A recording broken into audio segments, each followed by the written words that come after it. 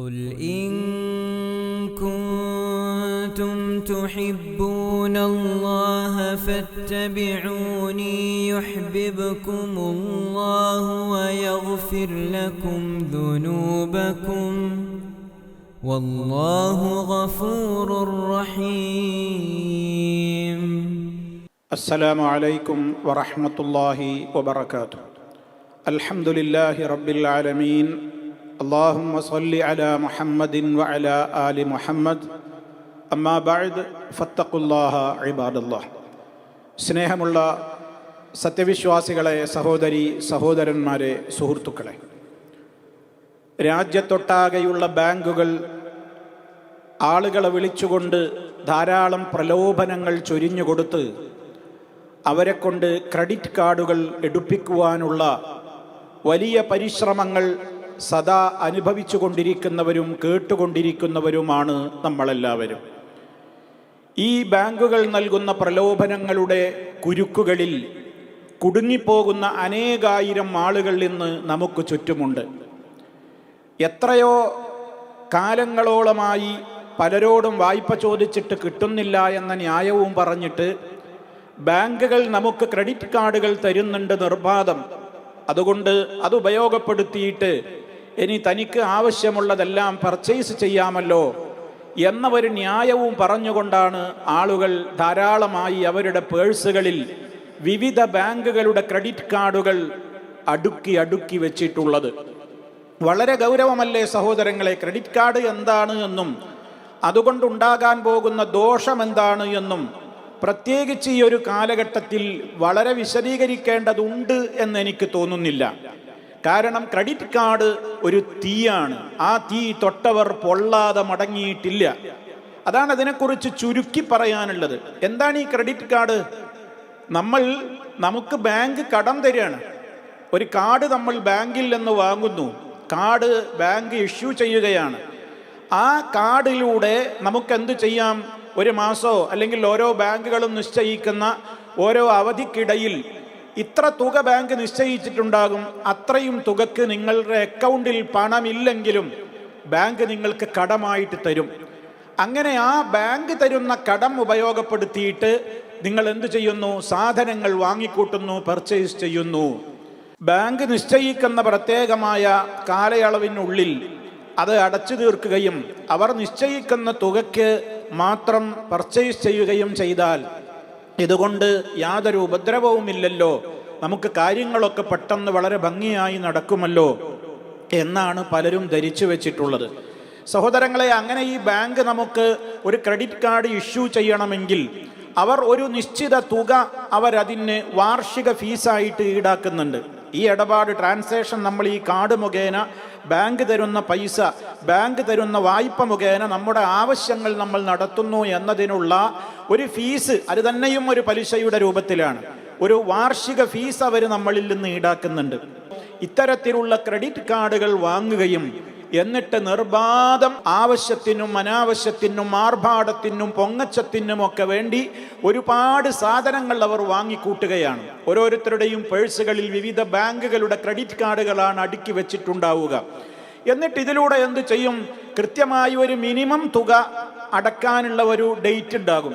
ആ മിനിമം തുക മാത്രം ബാങ്കിന് തിരിച്ചടക്കും. ബാക്കിയുള്ള തുക അവിടെ ബാലൻസ് ആകും. അടുത്ത മാസം പിന്നെയും വരും. അപ്പോഴേക്ക് പിന്നെയും കുടിശ്ശിക മുതലും ഇതും കൂടെ വീണ്ടും ചേരുകയായി. അങ്ങനെ പലിശയും പലിശക്ക് മീതെ പലിശയുമായി. പിന്നീട് ആ പലിശ വീട്ടുവാൻ വേണ്ടി വീണ്ടും പലിശ വീണ്ടും നൽകേണ്ടി വരികയാണ്. അപ്പോഴും കുടിശ്ശിക അവിടെ കിടക്കുകയാണ്. പിന്നീട് അതൊരു വലിയ കുരുക്കായി മാറുമ്പോൾ പലരും അടുത്ത ബാങ്കിലേക്ക് ഓടും. അവിടെ പോയിട്ട് ഇതേപോലെ ഒരു ക്രെഡിറ്റ് കാർഡ് വാങ്ങും. എന്നിട്ട് അതിൽ നിന്ന് വായ്പയായിട്ട് കിട്ടിയിട്ടുള്ള ആ പൈസ കൊണ്ട് ഇതിൻ്റെ കടം വീട്ടാൻ നോക്കും. അപ്പോഴേക്ക് ആ ബാങ്കിൽ ഡ്യൂ ഡേറ്റ് തെറ്റിയിട്ടുണ്ടാകും. അവിടെ കുടിശ്ശികയും പലിശയും പലിശക്കും മീതെ കൂട്ടുപലിശയുമായിട്ട് അവിടെയും വളരും. ഇങ്ങനെ നെട്ടോട്ടമോടും ഒരു ബാങ്കിൽ നിന്ന് മറ്റൊരു ബാങ്കിലേക്ക്. പിന്നെ ആളുകളുടെ മുമ്പിൽ കൈനീട്ടാൻ ഒരുങ്ങും. ഒരു വലിയ സംഖ്യ കടം തരുമോ, ഞാൻ പിന്നെ അങ്ങ് വീട്ടിക്കൊള്ളാം, ഇങ്ങനെ ഒരു ക്രെഡിറ്റ് കാർഡിൻ്റെ ഇതിൽ ഞാൻ കുടുങ്ങിയിട്ടുണ്ട് എന്ന്. ഇങ്ങനെയുള്ള ഒരവസ്ഥ പ്രിയപ്പെട്ട സഹോദരങ്ങളെ നമുക്ക് വരാതിരിക്കാൻ നമ്മൾ നോക്കേണ്ടതുണ്ട്. ഇത് വലിയ തീക്കളിയാണ്. എന്തിനാണ് നമ്മൾ ഈ ക്രെഡിറ്റ് കാർഡിനെ ആശ്രയിക്കുന്നത്? അത്തരത്തിൽ പലപ്പോഴും ആളുകൾ പറയുന്നൊരു ന്യായമുണ്ട്, സമയാസമയങ്ങളിൽ കൃത്യമായി തുക അടച്ചു കൊടുത്തു കഴിഞ്ഞാൽ പലിശയൊന്നും വരുന്നില്ലല്ലോ, എങ്കിൽ പിന്നെ ക്രെഡിറ്റ് കാർഡ് നമ്മൾ വാങ്ങുന്നതിനും അത് ഉപയോഗപ്പെടുത്തുന്നതിനും എന്താണ് ഒരു വിരോധമുള്ളത് എന്ന് പലരും ചോദിക്കാറുണ്ട്. അതും തെറ്റ് തന്നെയാണ്. കാരണം എന്താണ്? ഡ്യൂ ഡേറ്റ് തെറ്റിക്കഴിഞ്ഞാൽ ഞങ്ങൾ നിങ്ങൾക്ക് ഇത്ര ശതമാനം പലിശ തന്നോളാമെന്ന് ബാങ്കിനോട് ഗ്യാരണ്ടി പേപ്പറിൽ ഒപ്പിട്ടാലല്ലാതെ ബാങ്ക് നമുക്ക് ക്രെഡിറ്റ് കാർഡ് ഇഷ്യൂ ചെയ്ത് തരില്ല. അപ്പം നമ്മൾ പലിശ ഇടപാടിനാണ് സമ്മതിക്കുന്നത്. നിങ്ങൾ എനിക്ക് വായ്പയായി തന്ന ഇത്ര രൂപ, ആ രൂപക്ക് ഞാൻ തത്സമയം ആ കൃത്യ ഡേറ്റിന് പണമടച്ചിട്ടില്ലെങ്കിൽ നിങ്ങൾ നിശ്ചയിക്കുന്ന ഇത്ര ശതമാനം പലിശ തരാൻ ഞാൻ സന്നദ്ധനാണെന്ന് പറഞ്ഞുകൊണ്ടാണ് ആ കാർഡ് വാങ്ങുന്നത്. അത് കൊടുക്കും വേണം. കൃത്യമായ സമയത്ത് അടക്കാൻ കഴിയൂല. രാത്രി 12 മണിയാണ്, പിന്നിട്ടൊരു മിനിറ്റാനായാൽ അപ്പുറത്തേക്ക് ഡേറ്റാണ് പോയി. ഇവനിത് അറിയുന്നുണ്ടാവില്ല. അങ്ങനെ അങ്ങനെ അങ്ങനെ അതിൻ്റെ കുരുക്കിലാണ് പെടുകയാണ്. അങ്ങനെ നിരന്തരം ഈ ഒരു ക്രെഡിറ്റ് കാർഡ് പിന്നെ വാങ്ങിക്കൂട്ടി പലയിടത്ത് ഇവിടുന്ന് വാങ്ങി അവിടേക്ക് തിരിമറി നടത്തി, അവിടുന്ന് വാങ്ങി ഇവിടെ തിരിമറി നടത്തി, ഇങ്ങനെയുള്ള തിരുമാലിപ്പണികളുമായിട്ട് ഈ ഒരു പ്രത്യേകമായ കുരുക്കിൽ ആളുകളങ്ങ് കുരുങ്ങുകയാണ്. അവസാനം അവൻ്റെ ഉറക്കം നഷ്ടപ്പെടുന്നു, അവൻ്റെ മനസ്സിൻ്റെ സമനില തെറ്റുന്നു. ബാങ്കുകൾ അവർ എന്താണോ നിശ്ചയിച്ചത് ആ നടപടിക്രമങ്ങളിലേക്ക് അവർ നീങ്ങുന്നു. പലിശയുടേതായ വിലകൾ അതിൻ്റെ ഇരട്ടിയായി കൂട്ടുപലിശയായി മാറുന്നു. അങ്ങനെ പലിശ പോലും അടച്ചു തീരുന്നില്ല, അപ്പോഴേക്ക് കുടിശ്ശിക മേൽക്കുമീതെ അതിൻ്റെ ഇരട്ടിയായി അവിടെ പിന്നെയും കിടക്കുകയായി. ഈ വിധത്തിൽ അതിൽ നിന്ന് രക്ഷപ്പെടാനാവാതെ ആളുകൾ ക്രെഡിറ്റ് കാർഡ് കൊണ്ട് പൊള്ളുകയാണ്. അങ്ങനെ വീട് ജപ്തിയുടെ അവസ്ഥയിലേക്ക് എത്തുന്നു, പ്രോപ്പർട്ടികൾ ജപ്തി ചെയ്യുന്ന അവസ്ഥയിലേക്ക് എത്തുന്നു, മാനസികമായി നില തകരാറിലാകുന്നു, ഭാര്യ ഭർത്താക്കൾ തമ്മിൽ വഴക്കിലാകുന്നു, സമാധാനം നഷ്ടപ്പെടുന്നു, ഒരു വേള ജീവനൊടുക്കാൻ വരെ തീരുമാനിക്കുന്നു. കാരണം എന്താണ്? നിൽക്കക്കള്ളിയില്ലാത്ത വണ്ണം കടം പലിശ അത് കുമിഞ്ഞു കൂടിയിരിക്കുന്നു, മേൽക്കുമേൽ വർദ്ധിച്ചിരിക്കുന്നു എന്ന്. അതുകൊണ്ട് തന്നെ സഹോദരങ്ങളെ, ഇത് വളരെ വ്യക്തമായ തനിച്ച നിഷിദ്ധമായ പലിശ ഇടപാടാണ് ഈ ക്രെഡിറ്റ് കാർഡുകളിലൂടെ നടക്കുന്നത്. നമ്മൾ സമയത്ത് തിരിച്ചടച്ചാലും കാര്യമില്ല എന്നാണ് ഞാൻ പറയുന്നത്. ക്രെഡിറ്റ് കാർഡ് എടുക്കരുത്. ഞാൻ നേരത്തെ പറഞ്ഞ അപകടം അതിനുണ്ട്. സമയം തെറ്റിയാൽ ഞാൻ നിങ്ങൾക്ക് പലിശ തന്നോളാമെന്ന് എഴുതി ഒപ്പിട്ട് കൊടുക്കാൻ പാടുണ്ടോ? അപ്പൊ പലിശ ഇടപാടല്ലേ അത്? അതുകൊണ്ട് ഇത് പാടില്ല. ഇത് വളരെ ഗൗരവമായി നമ്മൾ മനസ്സിലാക്കിയിരിക്കണം. എന്താണ് പലിശയുടെ ഗൗരവം എന്നുള്ളത് എത്രത്തോളം പഠിപ്പിക്കപ്പെട്ട ഒരു മതമാണ് ഇസ്ലാം.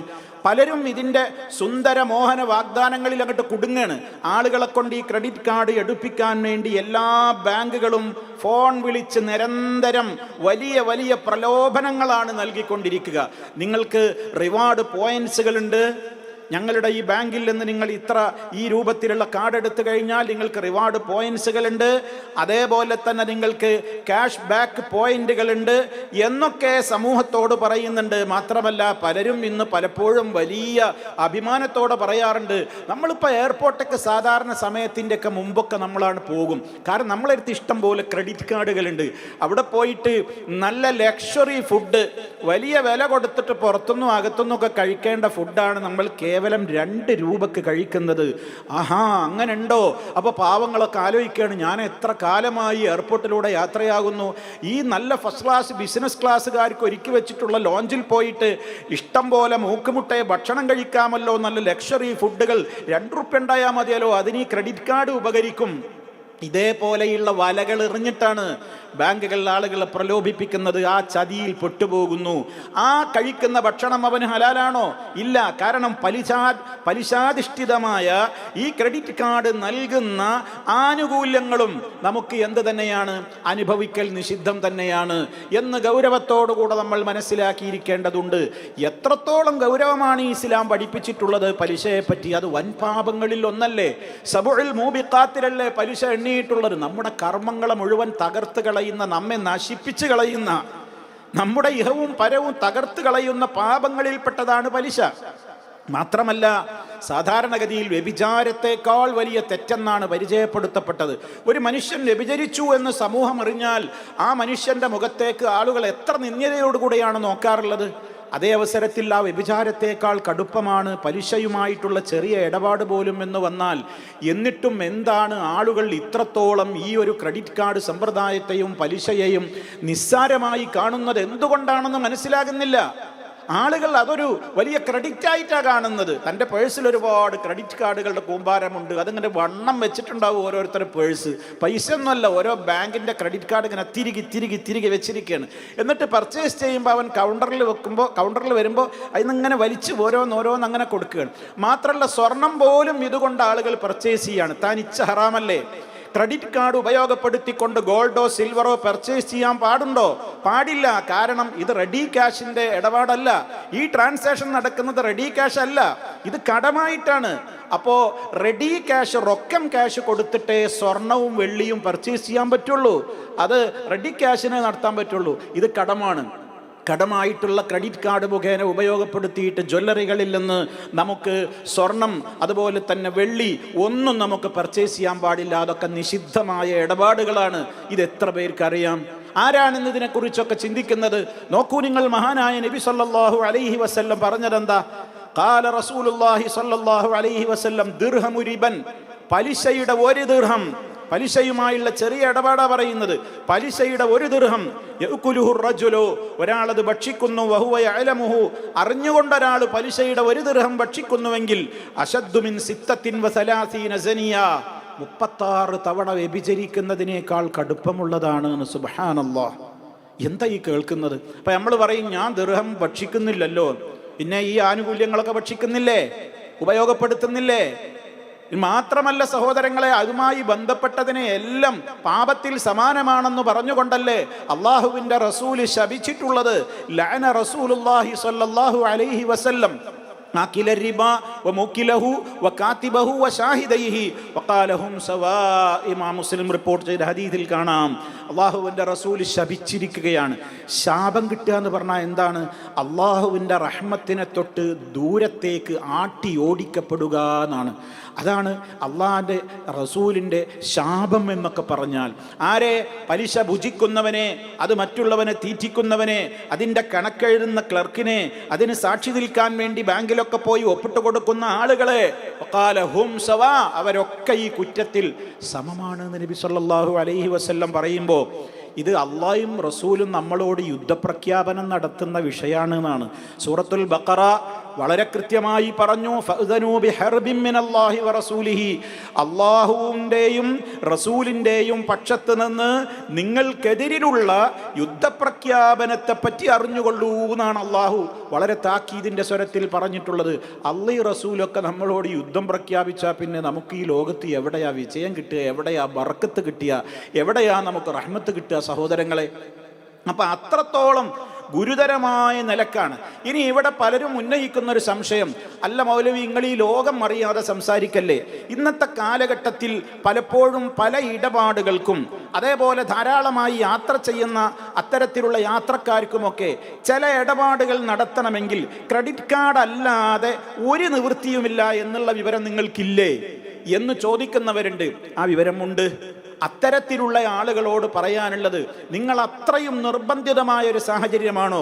ക്രെഡിറ്റ് കാർഡ് മുഖേനയല്ലാതെ മറ്റൊരു നിലക്കും ട്രാൻസാക്ഷൻ നടക്കുകയില്ല എന്ന വിധത്തിലുള്ള ഒരു ഇടപാടിന് നിങ്ങൾ നിർബന്ധിതമാവുകയാണെങ്കിൽ നിങ്ങൾക്കത് നിർബന്ധിതമായ സാഹചര്യത്തിൽ അത് അനുവദനീയമാകും. അപ്പോഴും അവിടെ രണ്ട് ഉപാധികൾ പണ്ഡിതന്മാർ പറയുന്നുണ്ട്. ഒന്നാമത്തെ കാര്യം എന്താണ്? ഒന്നാമത്തെ കാര്യം, ക്രെഡിറ്റ് കാർഡിൽ നമ്മൾ ഉപയോഗിക്കുന്ന ആ ഇടപാട് തുകയുണ്ടല്ലോ, ആ ഇടപാട് തുക തത്സമയം തന്നെ എൻ്റെ അക്കൗണ്ടിൽ നിന്ന് നിങ്ങൾ അപ്പം തന്നെ കട്ട് ചെയ്തോളണം എന്ന് ബാങ്കിനോട് നമ്മൾ ആദ്യമേ ഒരു കരാറിലെത്തണം. നിങ്ങളെ ക്രെഡിറ്റ് കാർഡ്, അതിന് നമുക്ക് അക്കൗണ്ടിൽ പണം വേണം. ഇത് അക്കൗണ്ടിൽ 5 പൈസ അല്ലാത്തവനാണ് ഈ ക്രെഡിറ്റ് കാർഡ് കൊണ്ട് ക്രെഡിറ്റായി ഇങ്ങനെ നടക്കുന്നത്. അവിടെ നമ്മൾ ചിന്തിക്കണം, അങ്ങനെ ഇത് വേണമെന്ന് നിർബന്ധമുണ്ടോ? എങ്കിൽ നിങ്ങൾ ക്രെഡിറ്റ് കാർഡ് വാങ്ങിക്കോളൂ, എന്നിട്ട് നിങ്ങളുടെ അക്കൗണ്ടിൽ പണവും വേണം. ആ ബാങ്കിനോട് നിങ്ങൾ പറയണത്, നിങ്ങൾ എത്ര തുകക്കാണോ ട്രാൻസാക്ഷൻ നടത്തുന്നതെങ്കിൽ അത്രയും തുക നിങ്ങൾ അപ്പം തന്നെ എൻ്റെ അക്കൗണ്ടിൽ നിന്ന് കട്ട് ചെയ്തോളൂ. അപ്പം പിന്നെ അവിടെ പലിശ വരുന്നില്ല. അപ്പോൾ അവിടെ പലിശയുടെ ഒരു ഇനം അവിടെ വരുന്നില്ല. ഇനി അതല്ലെങ്കിൽ രണ്ടാമത്തെ മാർഗം എന്താണ്? ബാങ്ക് കട്ട് ചെയ്യുന്നില്ലെങ്കിലും നമ്മൾ എന്ത് ചെയ്യുക, നമ്മൾ നടത്തുന്ന ഇടപാടിന് തുല്യമായ തുക എൻ്റെ അക്കൗണ്ടിൽ ഉണ്ട് എന്ന് ഞാൻ ഉറപ്പ് വരുത്തിയിട്ട് അത്രയും തുകക്ക് മാത്രമേ ഞാൻ എന്ത് ചെയ്യാവൂ, ട്രാൻസാക്ഷൻ നടത്താവൂ, ഇടപാട് നടത്താവൂ. എന്നിട്ട് എന്ത് ചെയ്യണം, ഉടനെ തന്നെ അത്രയും തുക ഞാൻ അടച്ചു തീർക്കുകയും ചെയ്യണം. അപ്പോഴും പലിശ വരുന്നില്ല. ഇതൊക്കെ അനിവാര്യമായ സന്ദർഭങ്ങളിൽ മാത്രമാണ്. അല്ലാത്തവർ 100% ഈ ക്രെഡിറ്റ് കാർഡിൻ്റെ മേഖലയിൽ നിന്ന് പരിപൂർണമായും അങ്ങ് വിട്ടങ്ങ് നിൽക്കുക. അത് തീയാണ്, അത് പൊള്ളും. പൊള്ളാതെ അത് തൊട്ടവരാരും മടങ്ങിയ ചരിത്രമില്ലെന്ന് ഓർക്കുക. അതുകൊണ്ട് തന്നെ സഹോദരങ്ങളെ, ഒരുപാട് ആളുകൾ ഇന്ന് വിഷമത്തിലാണ്, പ്രയാസത്തിലാണ്, കുടുങ്ങിപ്പോയവരുണ്ട്. ആ കുരുക്കിൽ നിന്ന് രക്ഷപ്പെടാനാവാതെ നെട്ടോട്ടമോടുകയാണ്. പല സഹോദരങ്ങളും ഗൗരവത്തോടെ ആലോചിക്കുക, ഇത് നമുക്ക് വേണ്ട. നമുക്ക് അനുവദിക്കപ്പെട്ട വിധത്തിൽ സൂക്ഷ്മതയോടുകൂടിയുള്ള ജീവിതം മാത്രം മതി സഹോദരങ്ങളെ. നമുക്ക് അതിനെ അള്ളാഹുവിനോട് തേടുക. അല്ലാഹുമ്മക്ഫിനി ബിഹലാലിക അൻ ഹറാമിക വബിഫദ്ലിക അമ്മൻ സിവാക്. അല്ലാഹുവേ, ഹലാലായ നിന്റെ മാർഗങ്ങൾ കൊണ്ട്, വസ്തുക്കൾ കൊണ്ട്, അതേപോലെയുള്ള കാര്യങ്ങൾ കൊണ്ട് നീ എനിക്ക് മതിയാക്കണേ. ഒരു ഹറാമും എനിക്ക് വേണ്ട. വഅഗ്നിനി ബിഫദ്ലിക അമ്മൻ സിവാക്. അതേപോലെ തന്നെ വബിഫദ്ലിക അമ്മൻ സിവാക്, നീ എനിക്ക് ധന്യത നൽകണേ, നീ എനിക്ക് ഐശ്വര്യം നൽകണേ. നിന്റെ മഹത്തായ ഫദ്ല് കൊണ്ട് അമ്മൻ സിവാക്ക, നീ അല്ലാത്ത മറ്റുള്ളവരുടെ മുമ്പിൽ യാചിച്ച് അവരിൽ നിന്നൊക്കെ അങ്ങനെ ഇരന്ന് വാങ്ങുന്ന ഒരവസ്ഥ, അങ്ങനെ ഒരു കടക്കണിയിൽപ്പെട്ട് കടക്കാരനായി മാറുന്ന ഒരവസ്ഥ നീ എന്നെ കാത്തുകൊള്ളണേ എന്ന ദുആ. അതേപോലെ തന്നെ അല്ലാഹുമ്മ ഇന്നി അഊദു ബിക മിനൽ മഅ്സമി വൽ മഗ്റമി, കുറ്റകരവും പാപകരവുമായ കാര്യങ്ങളിൽ നിന്ന്, അതുപോലെ തന്നെ കടക്കണിയിൽപ്പെട്ട് ആകെ ഉഴന്ന് പ്രയാസപ്പെട്ടു പോകുന്ന ഒരവസ്ഥയിൽ നിന്ന് റബ്ബേ നീ എന്നെ കാത്തു രക്ഷിക്കണമേ തുടങ്ങി നിരവധി പ്രാർത്ഥനകൾ. കടബാധ്യതയിൽപ്പെട്ട് വളരെ പ്രയാസപ്പെടുന്ന അവസ്ഥ എന്ന് പറയുന്ന ദുഃഖകരമായ സാഹചര്യത്തിൽ നിന്ന് മോചനം നേടാൻ മുത്ത് മുസ്തഫ സല്ലല്ലാഹു അലൈഹി വസല്ലം പഠിപ്പിച്ചിട്ടുണ്ട്. അതുകൊണ്ട് സഹോദരങ്ങളെ, കഴിയുന്നത്ര നമ്മളെല്ലാവരും ഈ മേഖലയിൽ വളരെ ശ്രദ്ധ പുലർത്തേണ്ടതുണ്ട്. ഞാനിത് പറയുമ്പോൾ ഈ ശബ്ദം ശ്രവിക്കുന്ന ഓരോരുത്തരും അവരവരുടെ പേഴ്സ് ഒന്നെടുത്തൊന്ന് തുറന്നു നോക്കുക. എത്ര ക്രെഡിറ്റ് കാർഡുകൾ നമ്മൾ തിരികെ വെച്ചിട്ടുണ്ട് എന്ന്. എന്നിട്ടൊന്ന് ഗൗരവത്തോടെ നമ്മൾ ആലോചിക്കുക, റബ്ബേ എന്താണ് എൻ്റെ അവസ്ഥ, ഈ ഇടപാട് എനിക്ക് പറ്റില്ലല്ലോ. എത്രയും വേഗം നിയമപരമായി അതിൽ നിന്ന് ഒഴിവാകുവാനുള്ള മാർഗം എന്താണെങ്കിൽ ഉടനെ അതിൽ നിന്ന് ഒഴിവായി സൂക്ഷ്മത പാലിക്കുക. ഇനി അത് തുടരാതിരിക്കുക. ഇതല്ലാതെ നമ്മുടെ മുമ്പിൽ നിവൃത്തിയില്ല. അല്ലാഹു സുബ്ഹാനഹു വ തആല സർവ്വനിഷിദ്ധങ്ങളിൽ നിന്നും കാത്തു രക്ഷിച്ചുകൊണ്ട് ഏറ്റവും അനുവദിക്കപ്പെട്ട മാർഗത്തിലൂടെ മാത്രം മുന്നോട്ട് പോകാൻ തൗഫീഖ് ലഭിക്കപ്പെട്ട ഭാഗ്യവാന്മാരിൽ നമ്മെ ഓരോരുത്തരെയും ഉൾപ്പെടുത്തി അനുഗ്രഹിക്കുമാറാകട്ടെ. വൽഹംദുലില്ലാഹി റബ്ബിൽ ആലമീൻ. വസ്സലാമു അലൈക്കും വറഹ്മത്തുള്ളാഹി വബറകാതുഹു.